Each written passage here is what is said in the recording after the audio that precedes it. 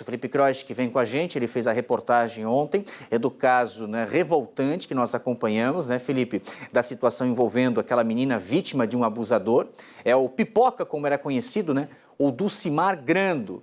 E ele continua preso, né, Felipe? E aí você atualiza para a gente esse caso de grande repercussão e de alerta. É de alerta porque eu comentava ontem, Felipe Croix, o que as autoridades sempre nos passam, né? De informações que esses abusadores, esses agressores, eles aproveitam justamente essa certa confiança, né? A proximidade com a vítima para cometer o crime. Tanto que muitas pessoas ficaram revoltadas, indignadas, por exemplo, quando a gente vê nessa imagem outros moradores do condomínio passando pelo local e não fizeram nada. Porque a ver um sujeito de 60 anos abraçando ali a criança, vai pensar o quê? Vem para o Felipe aqui, por gentileza. Será que é o avô, é o pai, o tio? Pensa até que é um familiar, né? Mas muito pelo contrário. Ô Felipe Croix, informação ao vivo no Cidade é contigo. Boa noite. Exatamente, viu, Zanotto? Boa noite para você, a todos que nos acompanham. Esse homem aí, o Pipoca, como era conhecido, era muito popular ali no prédio, conhecido aqui na Grande Florianópolis, foi professor de educação física, tinha projetos sociais para ensinar judô para crianças carentes em várias comunidades aqui da Grande Florianópolis e era muito benquisto. É claro, as pessoas que passaram por ali não desconfiaram de ele abraçando a menina, porque ele costumava fazer isso, ele era muito próximo das crianças. Agora, a gente sabe que o motivo não era inocente, né, Zanotto? E esse caso, que foi registrado na quarta-feira à noite, terminou com a prisão dele. Inclusive, depois do caso, ele desmentiu, disse que a menina estava inventando essa história, até porque o que a polícia acredita é que ele não sabia dessa câmera de monitoramento. Essa câmera, ela foi instalada há 30 dias. Então, ele tentou desmentir a menina por conta de não ter a imagem. Só que quando a imagem surgiu, aí ele tentou fugir. Mas foi preso ainda em flagrante. Desde ontem a gente procurou a Polícia Civil para se manifestar sobre o caso e só hoje a Polícia Civil se manifestou, dizendo o seguinte, que o caso foi encaminhado para a DPCAM de São José, a Delegacia de Proteção à Criança, ao Adolescente, à Mulher e ao Idoso, e que esse homem ele foi autuado pelo crime de estupro de vulnerável. O crime de estupro de vulnerável, ele está previsto no Código Penal, tem pena aí de 10 a 20 anos de prisão e ele não é só quando existe a conjunção carnal, mas qualquer ato libidinoso com menor de 14 anos é considerado estupro. Não existe mais abuso sexual para menor de 14 anos. Qualquer ato libidinoso é considerado estupro. Então, ele foi autuado pelo crime de estupro de vulnerável, segue preso e deve responder o processo assim.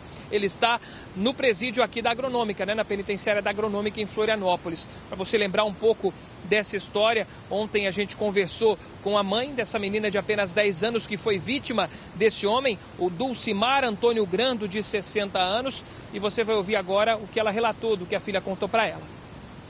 Ela foi pedir um pãozinho com a amiga, ele chamou para dar esse pão, daí tem as filmagens, a sorte nossa é que a câmera pegou, tanto que ele olha na câmera para ver os pontos cegos, ele fez de caso pensado, e ele vira e ele recosta ela nas filmagens para um cantinho. E ali ela conta que ele pediu primeiro para dar o pão para ela dar um beijo na boca, e ela faz sinal assim.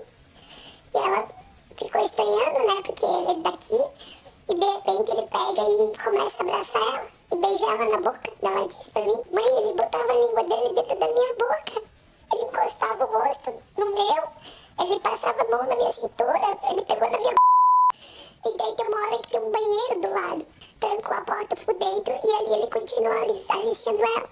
Ela disse que ficou com muito medo, ela disse que ficou parada, ela fiquei com medo, mãe, dele fazer uma coisa pior, eu deixei ele me encostar.